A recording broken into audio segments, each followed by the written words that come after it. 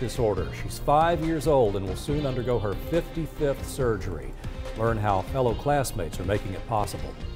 And investigators say a man could have walked free from a rape trial if a former Chattanooga police officer hadn't withheld video evidence of the victim and suspect. The cop took the stand today. What prosecutors say the next step is. And we've had such a mild winter that many people bought flowers and planted them early this year. So what should you do to make sure they survive the cold weather this weekend? I'm Lori Mitchell. I'll tell you what the experts say tonight at 6 on Channel 3 Eyewitness News. Crazy weather kicks off our weekend as Eyewitness News at 6 starts now. With coverage you can count on, this is Channel 3 Eyewitness News at 6. It is getting colder outside, and we understand temperatures will continue to drop. I'm Cindy Sexton. And I'm David Carroll. Yes, snow is in the forecast for parts of the Channel 3 viewing area for tomorrow night and Sunday morning. What does that mean for the flowers and the birds and the bees and the landscaping? Well, Channel 3's Lori Mitchell has that story coming up. But let's begin with what we can expect from the weekend. Here's Paul Barris. Well, the one thing about snow is it doesn't really hurt plants. That sort of insulates it from the real cold air. If we got a lot of snow, that would really even help the plants that will be covered up by that snow and keep it only at about 32, and that wouldn't hurt the plants at all. But I don't think we're going to get a lot of snow. We are going to get some very cold temperatures coming up. But right now, it's not too bad. Let's check it out with 55 in the city, Nashville at 50, 64 though in Atlanta. That cold air still to the north of us, 40s up along the Ohio River Valley.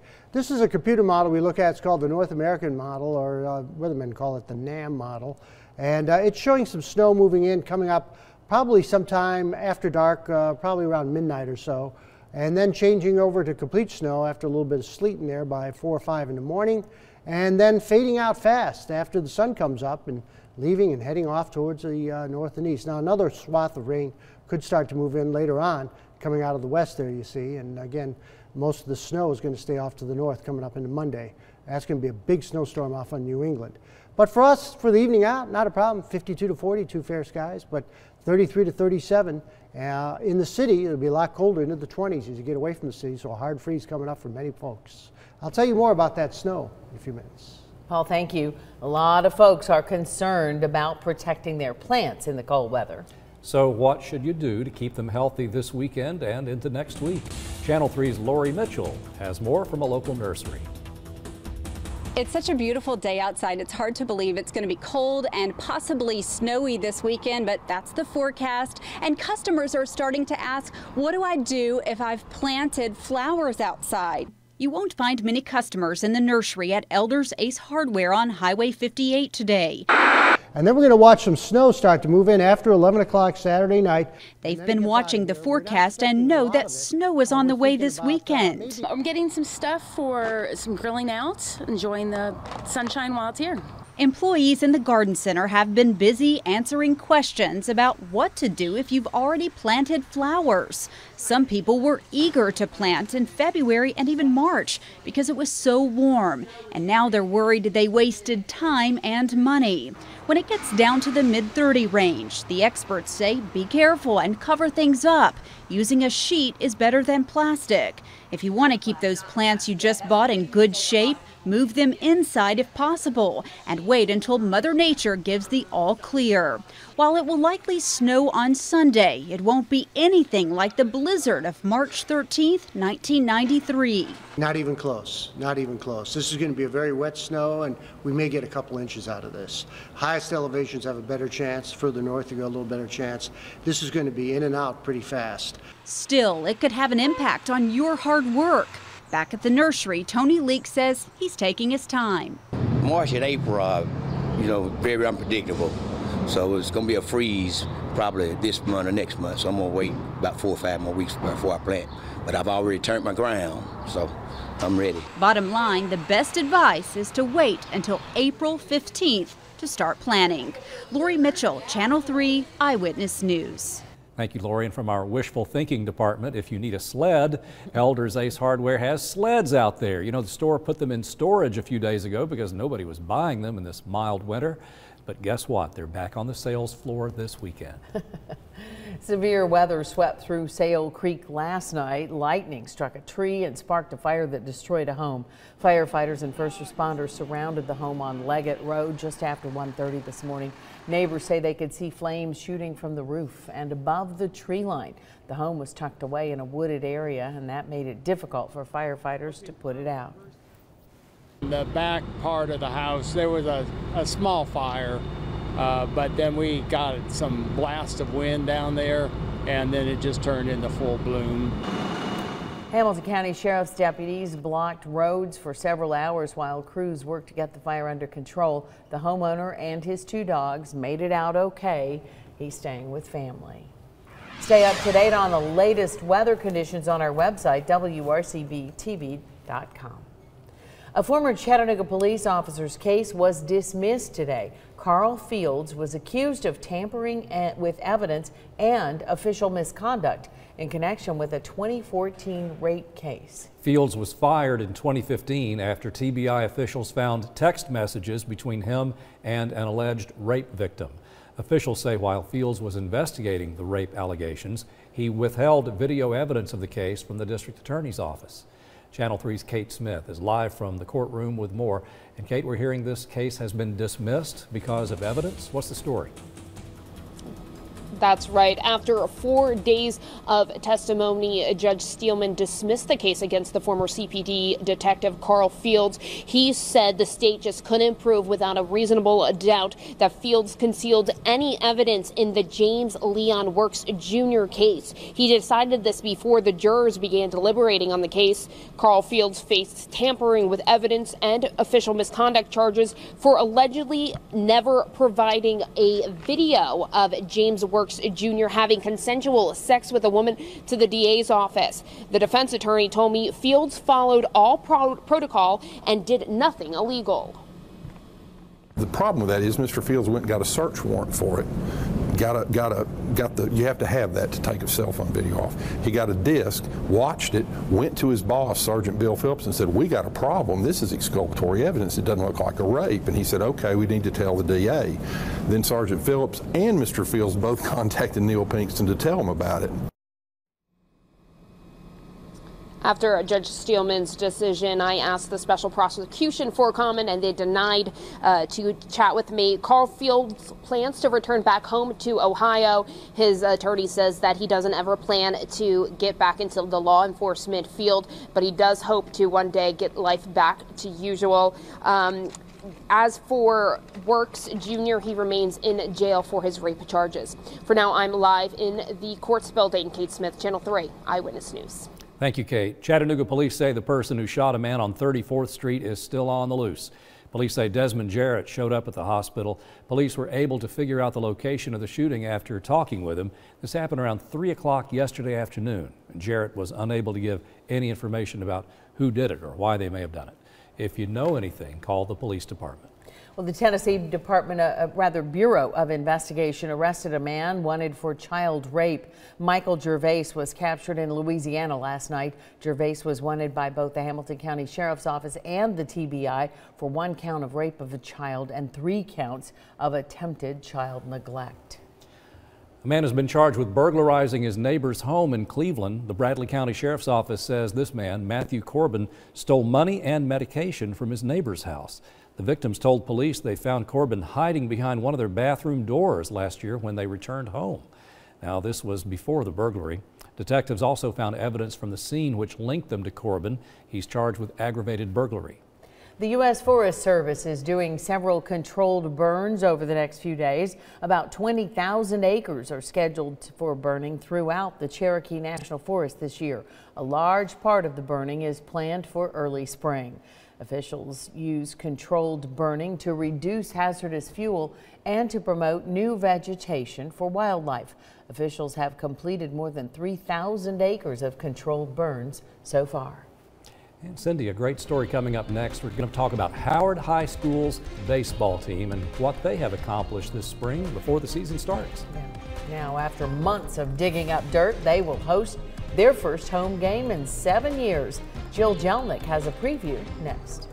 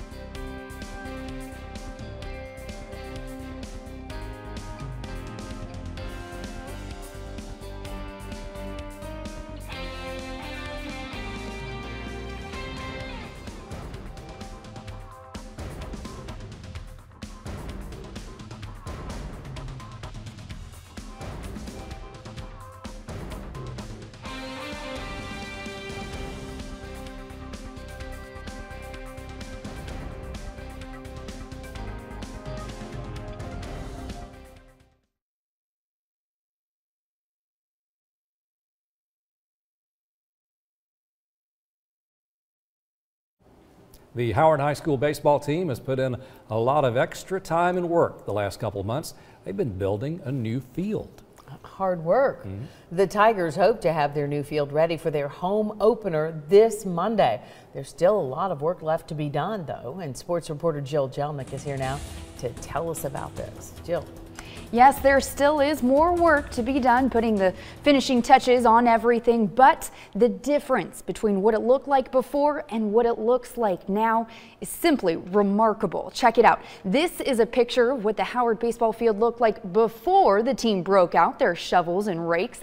As you can see, not much of a field, but then fast forward through 2 months of long hours and non-stop work ethic, this is now the field that the Tigers have. Many local businesses helped chip in once they found out about the project. And, well, Coach John Johnson said if it weren't for the support from the community, the March 13th deadline might not have been possible. I'll have more on that story coming up later in sports. Live in studio, Jill Jelnick, Channel 3 Eyewitness Sports. Thank you, Jill. And coming up on Eyewitness News at 6, students take care of each other, and they're particularly interested in a little girl who has a genetic disorder. We look at her like one of us. Students in Ringgold are raising money to help out with Layla Shook's surgeries. Next. And snow could be here in the Tennessee Valley soon. Will it be enough to use a sled? Paul Barris has details when we come back from the break.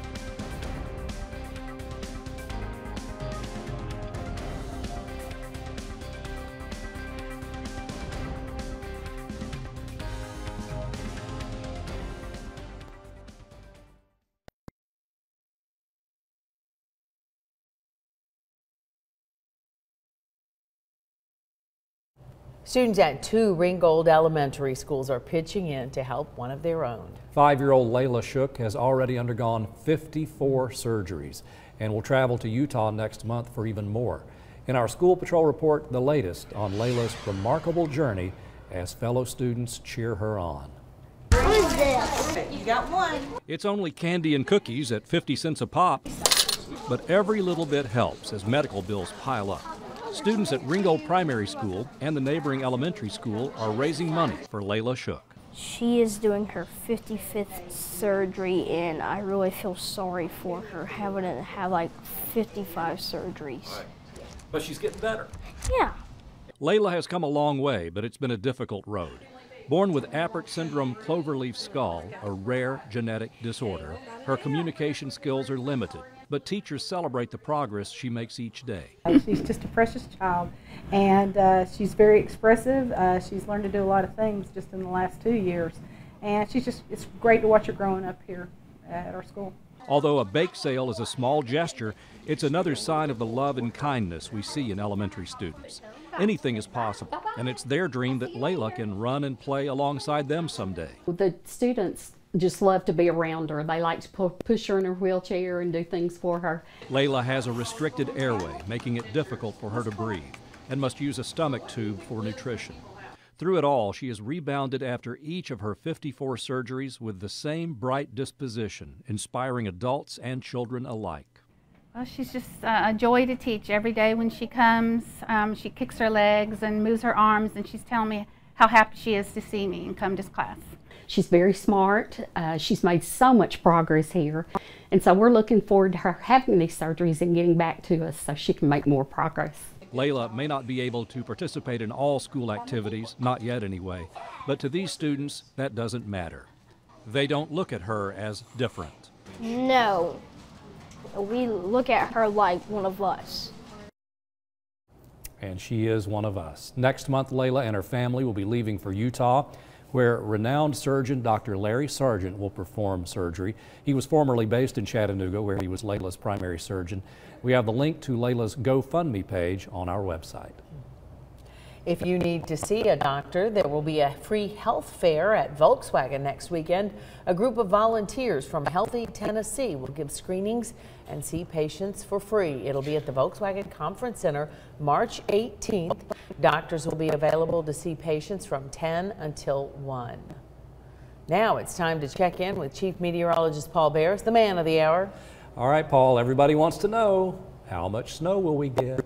That's what I want to know, too. All right. We got, I just first want to start off with the drought monitor because this drought is expanding.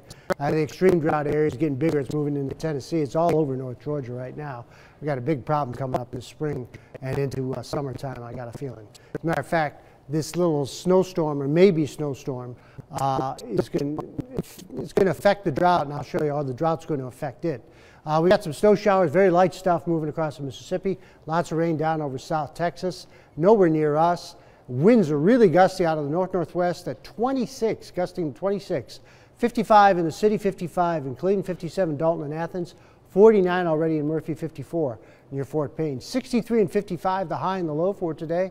We had about 4/10 of an inch of rain last night as those thunderstorms moved by. Lafayette had 7/10, Dalton 4/10, Chatsworth though and Scottsboro had 8/10 of an inch of rain. And then we had 4/10 Lakeside and Soddy Daisy, 3/10 Cleveland, Ooltewah, Delano. We had about 6/10 in East Ridge, also in Varnell with 6/10 in Dunlap too. And then we had about 8/10 in Colmont, 6/10 Spring City to about a ½ inch near Turtletown, 4/10 near Murphy. I want to show you what Vipercast is predicting. It's pretty interesting. These are the clouds increasing for tomorrow, but it's not showing any rain coming up or snow at midnight. It's going to be all south of us, and then it's going to dry out. So Vipercast is saying you're not going to get any snow at all. And it may be right, because what's happening is this drought is really starting to take effect. The atmosphere is so dry, it may just get rid of all the moisture. And again, at 5 o'clock on Monday, we'll see another swath of rain come in, maybe give us a couple tenths of an inch of rain. A big snowstorm heads off towards New England. And this is another computer model we look at. We call it the GFS, or the Global Forecast Model. It's a little more aggressive on the snow, but I just looked at the latest version of it, and it's going even less than it was before. So there could be a little bit of snow coming up right into Sunday morning, but it doesn't last long, and then it's out of here. So this is basically what I'm thinking right now as far as amounts go. Right across the metro area, less than an inch, if you get that much, maybe just trace amounts. Further north of Athens and north of Dayton, maybe 1 to 2, depending on your elevation, 1 to 3 into the Blue Ridge Mountains. So not a lot at all. Tonight, 33, clear skies, breezy, northerly winds 10 to 15 and gusty. Tomorrow, 51. So it's going to be cold. Most of the day will be in the 40s, and those northerly winds will make it feel colder as those clouds increase. Then we could see a little bit of a mix change over to snow, but it should be very light. Northerly winds 10 to 15 with 33. And on Sunday, any snow showers end. They'd be in the early morning, 48 for the high. Monday, some rain moves in with 50. This weekend will be breezy. Tuesday and Wednesday will be breezy too and cold. Highs only in the 40s, and we'll get those lows into the 20s coming up for Wednesday morning and Thursday morning. So next few days, we got a real good chance for a hard freeze, especially in the outlying areas. So, you know, if you planted something you should have planted, shame on you. We listened to you, Paul. We're not going to do that. I told you not to do it. Yeah, you did. I hate to say it. Thank you, Paul. Okay. Coming up next in sports, the high school baseball season is right around the corner. Yes, and while many teams are out practicing, one local team has their hands full just building the field. Jill Jelnick is in for Paul Shaheen, and she has that story and more for you next.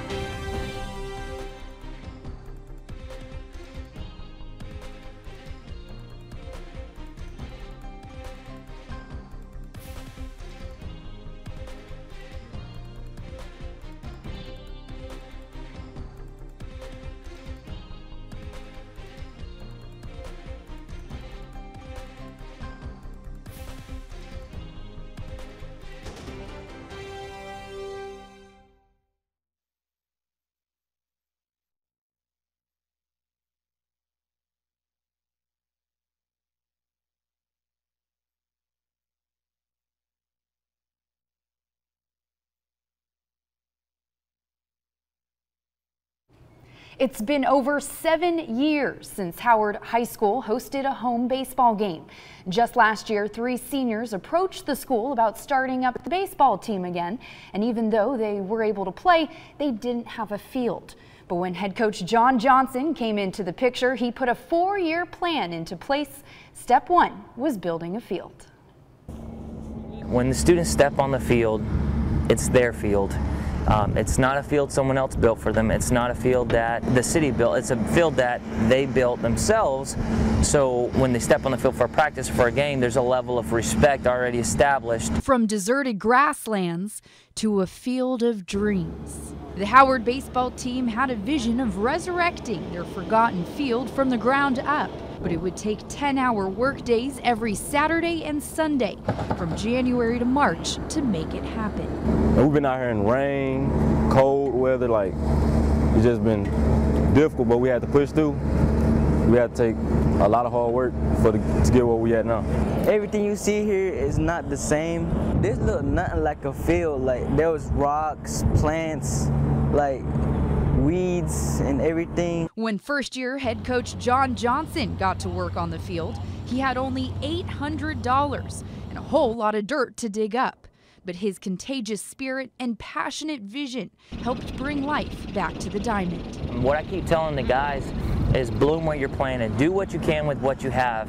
Don't focus on the fact that we don't have a field to practice on right now. Focus on what you can do. Practice in the outfield. Put some throw down bases and do what you can with what you have. That's when you become successful, because you're able to not focus on the negatives but the positives of how to, approach life in a positive light. Once word spread about their project, businesses came forward to help donate supplies and equipment. Coach Johnson originally set out to raise $10,000, but now $30,000 has rolled in, making it possible for the Tigers to finish their work just in time. For us to be able to say, hey, it started back in 17, and this is what allowed us to be able to become competitive in baseball at Howard, with these guys, these 19 guys, these core guys wanting to really come together to be able to make something special happen.